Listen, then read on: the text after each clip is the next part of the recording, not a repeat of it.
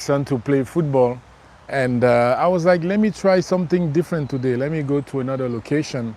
Although it's almost summer, it's a bit windy. It ran today, so a tiny outfit check.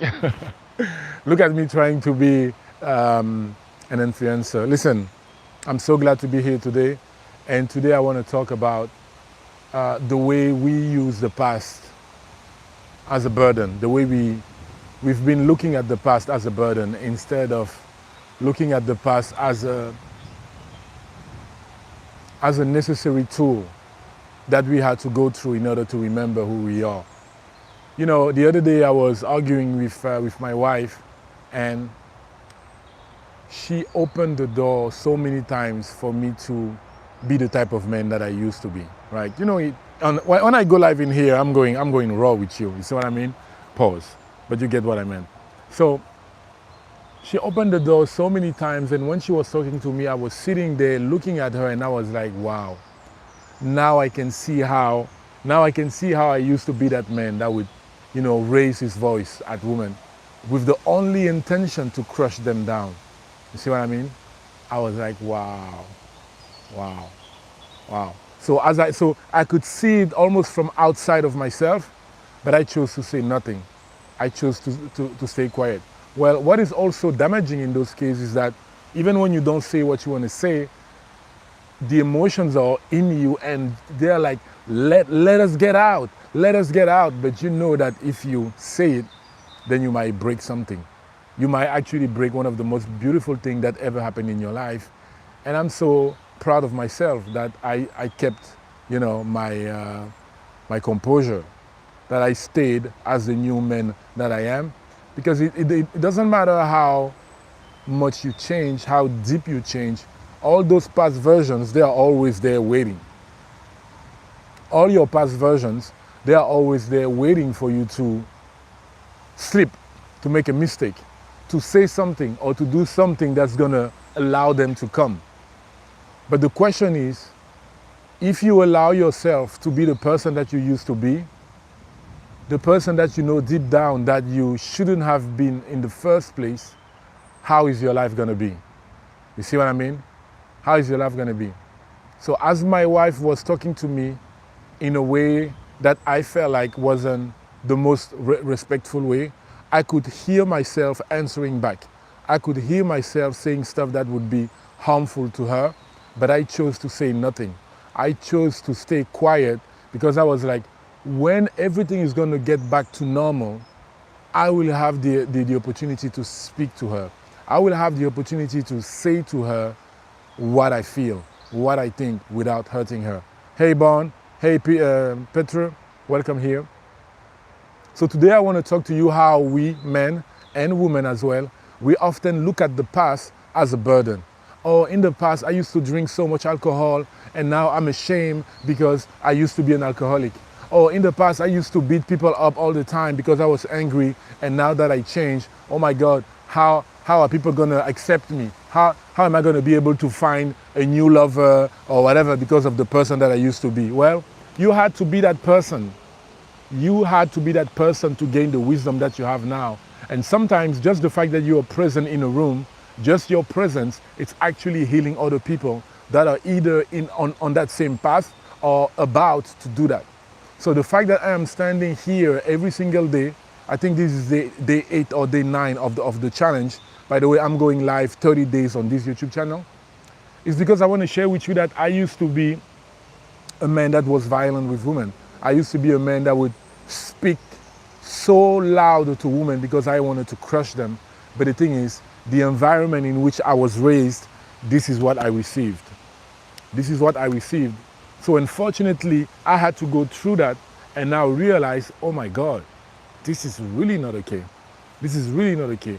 So for such a long time, I'm talking more than a decade, I used to look at the version of me that I used to be, and I would blame myself for that. I would actually sabotage myself when it comes to my business, when it comes to my relationship, because I was afraid that, oh my God, yes, now I know I can be this joyful person, but if I go too fast, too quick into this joyful person, oh, what are people going to say about the man that I used to be? What are people going to say about the man who used to raise his voice at women. You see what I mean? But now I'm realizing, oh my God, this is what I'm doing. I am bringing my personal experience to you. I am sharing to you how exactly it happened, how I went from that person to the man that I am now, to the point where today I am a spiritual life coach. So the real question is, how are you looking at your past? Are you looking at your past as a burden, as something that you need to carry, something that you need to hide, something that you're not proud of? Guess what? That energy is preventing you from moving in your new timeline. It is literally the time for you now to release that. Hi Diane, welcome here. So it is time for you to release the shame of the past, to release the shame of the things that you used to do. Maybe it was drug, maybe it was prostitution, maybe it was beating people up, whatever it was. It is time for you to release that, because that energy is blocking you where you are. I swear to you, like everything is happening in our mind, and every single second where you go, where you open that loop, that window of self-blaming, you are taking away your own power. That's how magnificent you are. You are so powerful that the second you stop blaming yourself, blaming, it's a harming tool.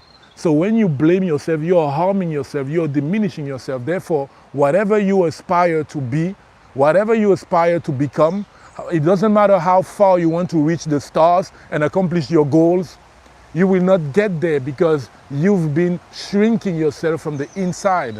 That's why it's important for you to release that, no matter what you did in the past. And another thing is, how are you feeling about the future? How are you feeling about the future? And I want you to realize that if you are looking at the past as a burden, automatically you're going to be fearful about the future. You're going to look at the future with apprehension. You're going to be like, oh my God, what I did in the past, people are going to see that in the future.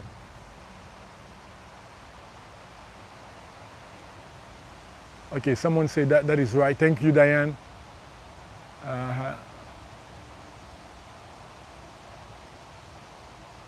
Okay.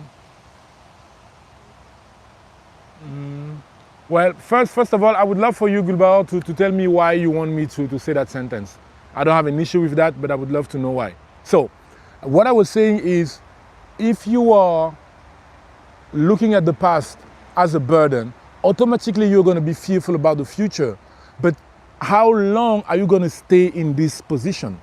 How long are you going to be the only one preventing you from going after the life that you want?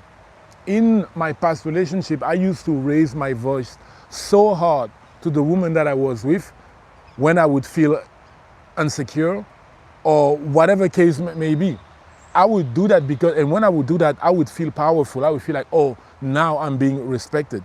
But the environment that I was born, the country that I was born, the city that I grew up, that's the information that I received. And you see, you behave based on the information that you receive and that you accepted as truth.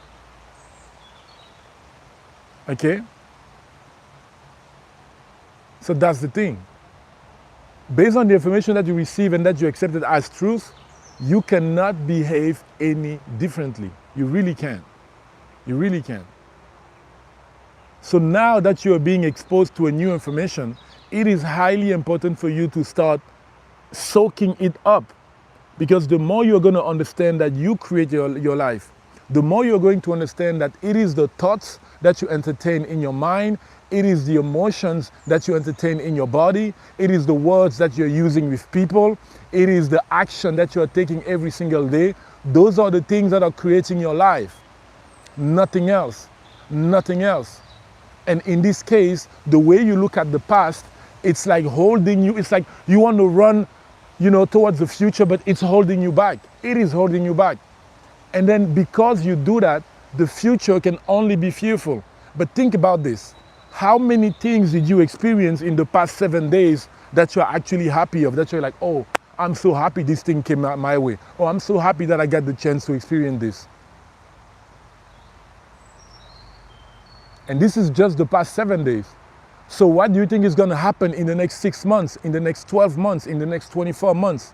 You are the one that can do that. You are the one that can do that. And I want you to focus on that. I want you to know that the future holds infinite possibilities for you. Sorry, there's someone bothering me here. Okay. So I want you to know that the future holds infinite possibilities for you, but you have to be the one to go after that. Right on my way here, I was thinking, okay, what is the topic that I want to talk about today, you know? And then I open YouTube and I come across a video of one of my virtual mentor, Jim Rohn. And I was like, okay, that's it. This is the topic. Because I used to be that. I got fired from a job years ago because I was drunk at the corporate party. I don't even know what happened. I don't remember what happened, but I got fired the next day. And it was the biggest shame of my life. I was like, oh my God, I'm never gonna find a job again. Oh my God, I'm ruined. Oh my God, what if people know that? So then I became a wedding photographer. I was shooting all those weddings around the world, but deep down, I was still afraid that, oh my God, one day someone is gonna know that I got fired because I was drunk. So I did such a big thing. It was a big thing.